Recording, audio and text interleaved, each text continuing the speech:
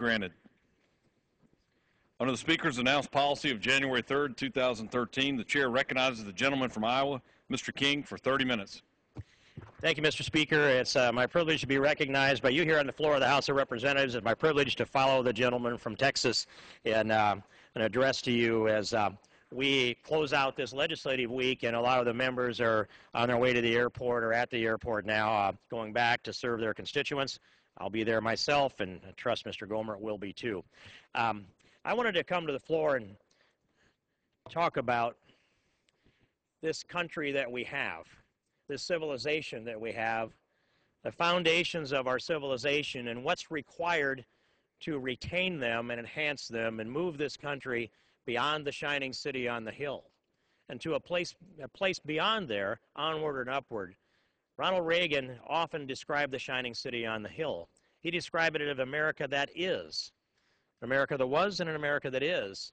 And we were always challenged by the dream, but he didn't actually articulate, that I recall, something beyond this shining city.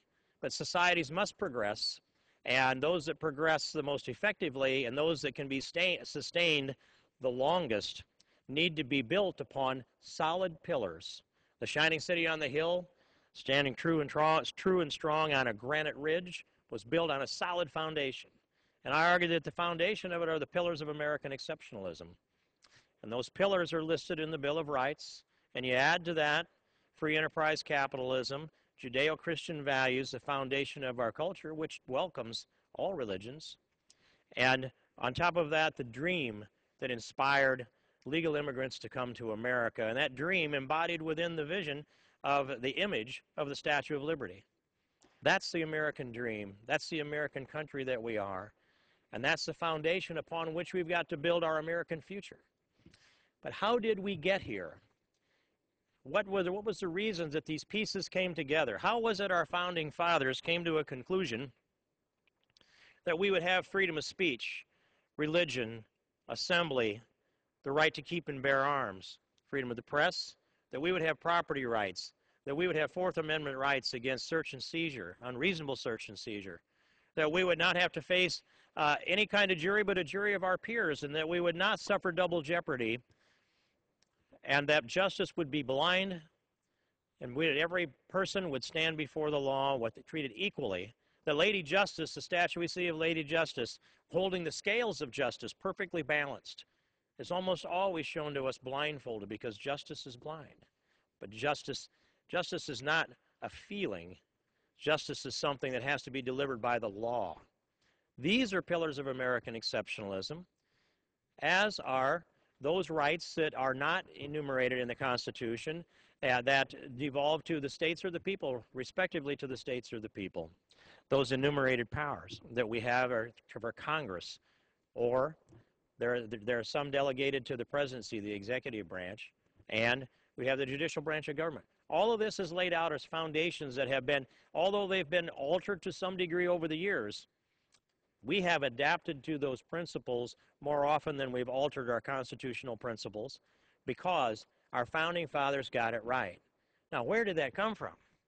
How could it happen that these founding fathers could come together on what was an obscure place on the planet and get these ideas so well articulated that they could be the foundation of the greatest nation the world has seen, the strongest economy the world has seen, the most dominant culture and civilization the world has seen, the furthest reach in our economy, the furthest reach in our influence strategically?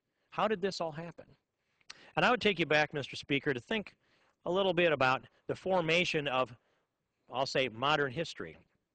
I'd take you back to Mosaic law, before the time of Christ, when Moses, who looks down upon us right now, the only face that is looking directly at us from all of these faces of law providers in history, Moses looks down over this chamber in full-faced form. And he's looking back here, and he sees, as we should see, in God we trust, our national motto. How did that come together, Mr. Speaker? It was when Moses came down from the mount with the law, God's law, and the foundation of that law, the way it was the tribes, and the way the law and way justice was delivered, emerged out of Mosaic law and appeared also in Greek law. And as the Greeks, masterful people as they were, They were shaping the age of reason. So we had Mosaic law that informed the Greek age of reason, and the age of reason where I imagine that Socrates and Plato and Aristotle and other philosophers sat around and challenged each other intellectually like gunslingers did in the West with guns. They did it with their brains. And young philosophers would go up to Socrates and challenge him with their philosophy, and Socrates would take it apart because he was the top guy.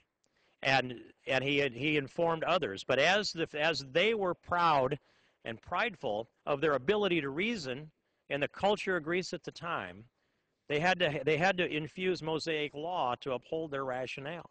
And some of them, as they voiced Mosaic law, were teased by other Greeks that said, well, you got that from Moses. But my point in this is that as civilization is progressing, Mosaic law came down from the mount, was handed to civilization. It emerged through the Greek civilization as the Greeks were developing their age of reason, and we're talking about the foundation of Western civilization. And almost concurrently with that, Roman law was emerging as well. Now I'll take you then to the time of Christ. Christ taught us our values of, the very values of repentance and redemption that didn't exist in a form before then. And that's his gift to us. But I make this point as talking about the law, and it is this. Now think of Mosaic law coming down, being infused within the Greeks, transferred also to the Romans. Roman law ruled over that part of the world when Christ stood before the high priest Caiaphas. And if you remember, Mr. Speaker, the high priest said to Jesus, "Did you really say those things? Did you really preach those things?" And Jesus responded to the high priest, as the Jews were watching, he said, "Ask them. They were there. They can tell you." That was, Mr. Speaker, the assertion by Jesus that he had a right to face his accusers. That principle remains today in our law, that we have a right to face our accusers. And when he said, "Ask them, they were there, they can tell you," he's facing his accusers and demanding that they testify against him rather than make allegations behind his back. And what happened when Jesus said that? They believed, and the high priest believed, that Jesus' answer was insolent. And the guard struck Jesus. And Jesus said, "If I speak wrongly, you must prove the wrong. If I speak rightly, why do you punish me?" He asserted his right to be innocent until proven guilty before a Roman court. Those two principles remain today in our law. A right to face your accuser, innocent until proven guilty. You face that jury of your peers, as I said. You need a quick and speedy trial. They didn't have to wonder about that in those days. It happened quickly, and the punishment came quickly as well, right or wrong. This foundation of law was wrapped up in Roman law, and it was spread across Western Europe as the Romans occupied areas like Germany, England, as we know it today, on into Ireland. And when the Dark Ages came, when the Visigoths sacked Rome in 410 AD, then we saw civilization itself tumble and crumble, and we saw the heathens break down anything that represented the old culture, actually anything that represented real civilization. And while that was going on, they were tearing buildings into rubble, they were burning anything that was written documents. While that was going on, the priests and let me say, the descendants of the disciples of Christ began to gather up any paper and documents they could get their hands on. Some went to Rome to be secured and replicated by the monks and the scribes there. A lot went to Ireland in an island off of Ireland, where the monks and the scribes replicated those documents there. That was the foundation of the relearning of a civilization. A civilization that had been lived for centuries, having lost the ability to reason. That age of reason that they were so proud of in the time of Socrates, Plato, and Aristotle was lost to civilization for centuries as people just lived by instinct and didn't leave much of a record of their rationale and didn't develop science. And at a certain time, this information that was preserved in the documents of the classics, both biblical and religious information, and any document that the monks and scribes could get their hands on, they preserved. And they analyzed it, and they studied it, And they took a continent and taught that continent how to think. As the church emerged from Rome and from the St. Patrick's side of this thing out of Ireland, they built monasteries across the continent, and they were the centers of knowledge. And they began to educate the classical information that they had preserved primarily from the Roman, but also the Greek era. And they re-educated an entire civilization and recreated civilization based on what? Judeo-Christian values, the age of reason, and that reason that tied the values of faith together with the values that will allow for science to be developed. And that brings us to that year, let's say the years as emerging from the Middle Ages, and Martin Luther then stepped onto the scene in the 16th century and brought us, on top of that, the Reformation period, where he made the point that cast across the globe that you can honor God in a lot of ways, but you can do so. A mother changing a baby's diaper honors God more than 1,000 rote prayers that you don't give meaning from your heart into. And so the Protestant work ethic got added to all these values that I've added together. And the competition between the Protestant and the Catholic Church within Christianity ended up, it was rough and it was brutal, but the effect of it on our city, on our civilization, and our society has been good, because the competition that drove from that made us all better. And each religion drew from the other. And by the way, the Eastern Church was separated when the Turks sacked Constantinople. And so the Eastern Orthodox and Russian Orthodox were separated, and they evolved in a little bit different way. But we're tied together. We're tied together culturally. We're tied together historically. We're tied together by our common humanity and our belief in, and this is the unique component, their belief in redemption. These attributes that I've discussed now, they're embodied within the Western Europe as we emerge into as we had emerged into the age of discovery, meaning Christopher Columbus and the explorers that came over here to the Western Hemisphere, that component, as well as a little bit later, the dawn of the Industrial Revolution. Well, think about where we are here in America. We are the recipients of some of the wisest, most analytical people that the world has ever produced, our founding fathers. They are a product of a culture and a civilization that believed in Adam Smith's free enterprise and the rights to property, and they believed they were free men, that they were free. In fact, they said so in the Declaration of Independence, when Jefferson wrote in the Declaration, "A prince who exhibits the characteristics of a tyrant is unfit to be a ruler of a free people." A free people. They saw themselves as a free people before the Declaration. They didn't become necessarily free people as a product of, although they certainly had to earn it. They declared their freedom from England, but they saw themselves as free people before they issued the Declaration of Independence. But that brings us now to July 4th, 1776. And they brought this history around for, what would it be, a couple thousand years or a little bit more than 2,000 years. And on this continent now, we have the wisdom of the Founding Fathers. I believe they were inspired by God, and that it was by divine guidance that the Declaration was written. But it arrives here with what? These rights that we have: freedom of speech, religion, the press, and assembly, the right to keep and bear arms, the balance of these rights from the judicial side of it, the property rights in the Fifth Amendment, the devolution of power down to the people or the states. All of this landed on a continent with unlimited natural resources, so we believed at the time. All of these rights, free enterprise, strong Judeo-Christian faith and values, the reason many came here, unlimited natural resources, and a concept of manifest destiny. Now, who could create a giant petri dish that's so robust that it could settle a continent in the blink of an historical eye and leave such a foundation for the growth of population and the image and the inspiration of faith and freedom? Who could do that?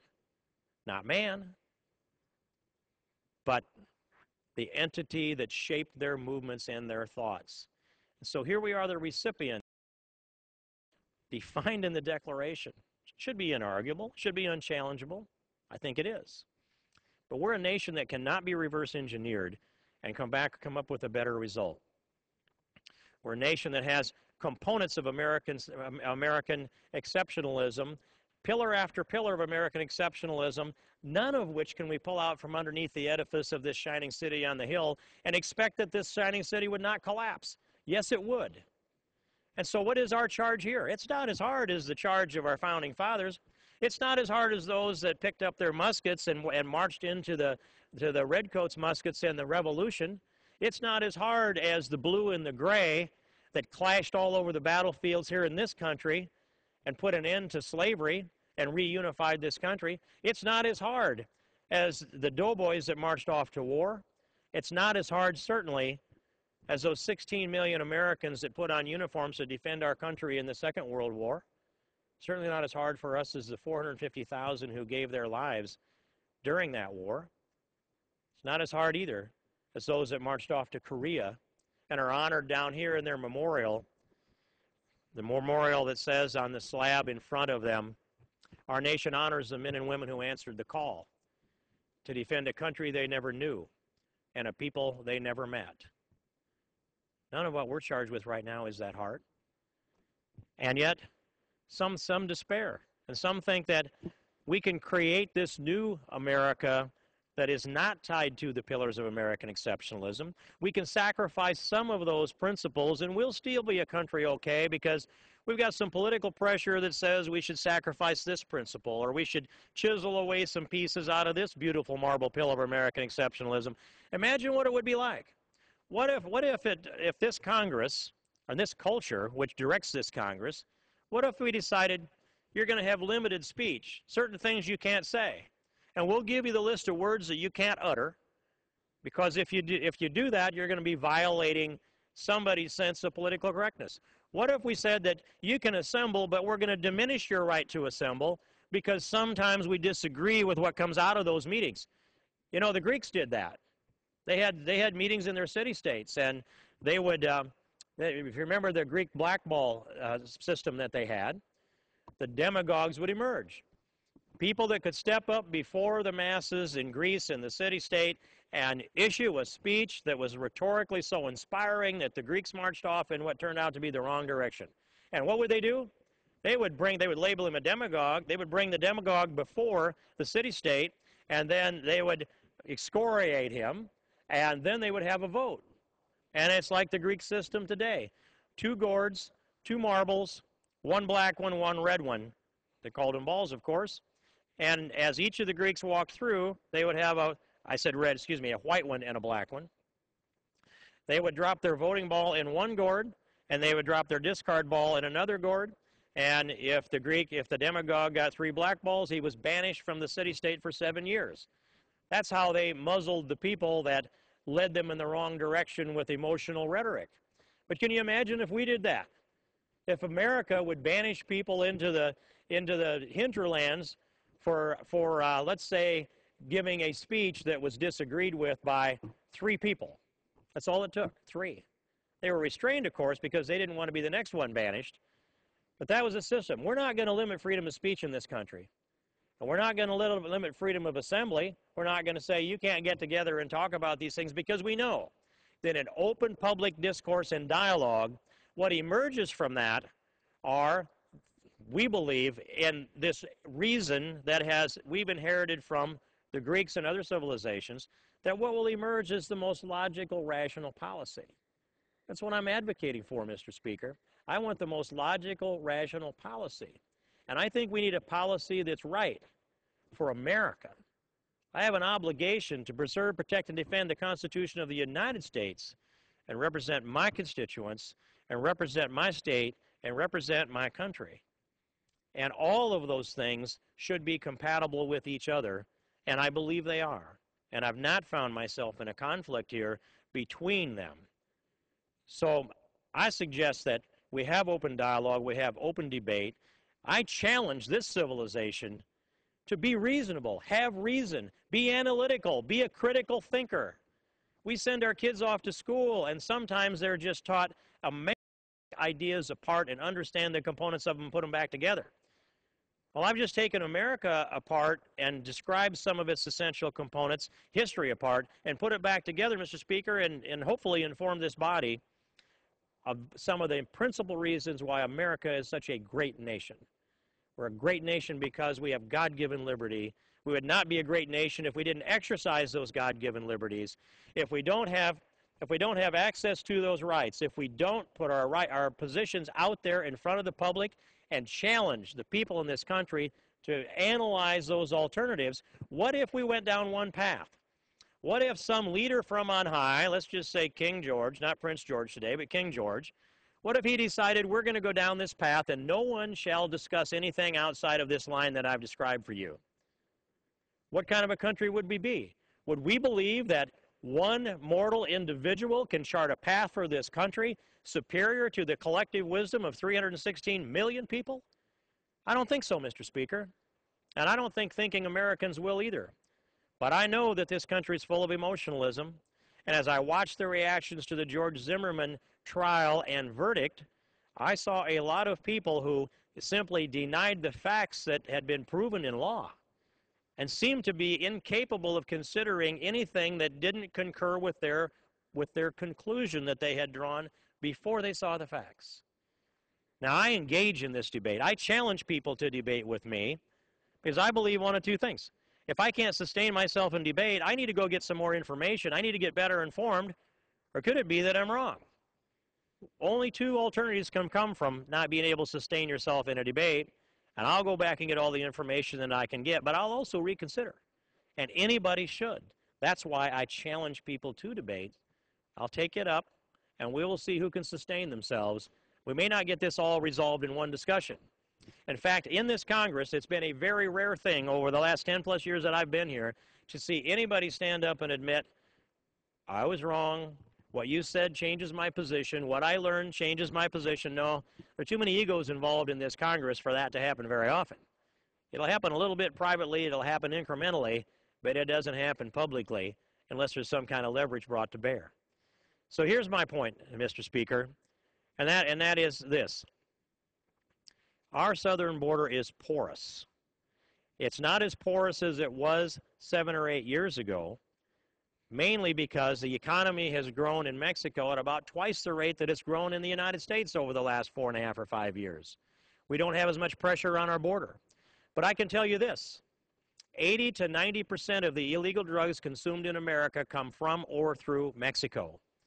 I can tell you that in Mexico, they are recruiting kids to be drug smugglers.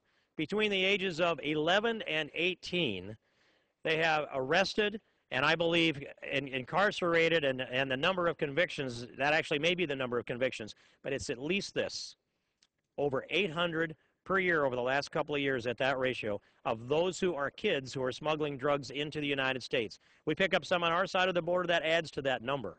The ones we catch, many get away. Every night, some come across the border, smuggling drugs across the border. Increasingly, the higher value drugs, heroin, methamphetamine, cocaine in some form or another, are being strapped to the bodies sometimes of young girls, teenage girls. The media is replete with this. Anybody that reads the paper should know, especially those that live on the border, should know that there are many, many young people coming across the border unlawfully who are smuggling drugs into the United States. They should also know that now the drug cartels, and I mean specifically the Mexican drug cartels, have taken over drug distribution in most of the major cities in America. I think Intel will tell you every major city in America. And the numbers that I've seen go from a little over 200 cities in the country to 2,000. I don't know what population that dials it down to or what areas. I haven't seen the map. But it should be appalling to a country and a civilization to see that that's taking place. When you understand that, according to the Drug Enforcement Agency, of every chain of illegal drug distribution we have in the country, they will tell you, at least privately, as they have to me on multiple occasions, that at least one link are illegal aliens that are smuggling drugs into the United States. It's important that we know that as a Congress, as a country, as a civilization. If we deny those facts, if we deny the information that comes even out of the Obama administration that certainly supports those, if you deny the information that comes out through the major media that's there, if you deny enforcement officers on the border of the United States that are continually interdicting drugs at about the same rate that they did those 6 or 7 or 8 years ago, when the population of illegal was flowing over the border at a faster rate than it is today, the illegal drugs coming across the border are roughly similar to that time. That says there is still a high demand in the United States. A high demand means drugs are likely to come in. If we are enforcing our borders and tightening down security, the price of drugs should go up. If you look at the price of drugs, I think you're going to find that we haven't been very effective in interdicting drugs coming across our southern border. Part of that is because they find new ways to smuggle, and some of those reasons are because kids are being used to smuggle drugs into the United States. That's appalling to me, the death across the Arizona border. It's still there. It happens through the summer. And this debate taking place now in the middle of the summer, it's going to end up with more people being found out there on the desert in the brush who have lost their lives trying to get into the United States of America. We need a secure border. We need to build a fence, a wall, and another fence. So we've got 2 patrolling zones. We need to put the sensory devices on top of there. We need to use our boots on the ground in the most effective way possible. No nation should have an open borders policy. No nation should have a blind eye policy towards the enforcement of the laws. No nation can long remain a great nation if they decide to sacrifice the rule of law on the altar of political expediency. No nation like the United States of America can continue to grow and be a strong nation if we are going to judge people because they disagree with our agenda rather than the content of their statement. We have to be critical thinkers. We have to be analytical. We should understand facts from emotion. And let's pull together. Let's understand that we do have compassion. We do have compassion for every human person deserves dignity. We need to treat them with that warmth, treat them with that love as the American people always have, just like the Korean War veterans did when they gave themselves for a country they never knew and a people they never met. But we must not sacrifice the rule of law on the altar of political expediency. With that, Mr. Speaker, I would yield back the balance of my time. The gentleman yields back. Does the gentleman have a motion? Mr. Speaker, I move the House do now adjourn. Questions on the motion to adjourn? Those in favor say aye.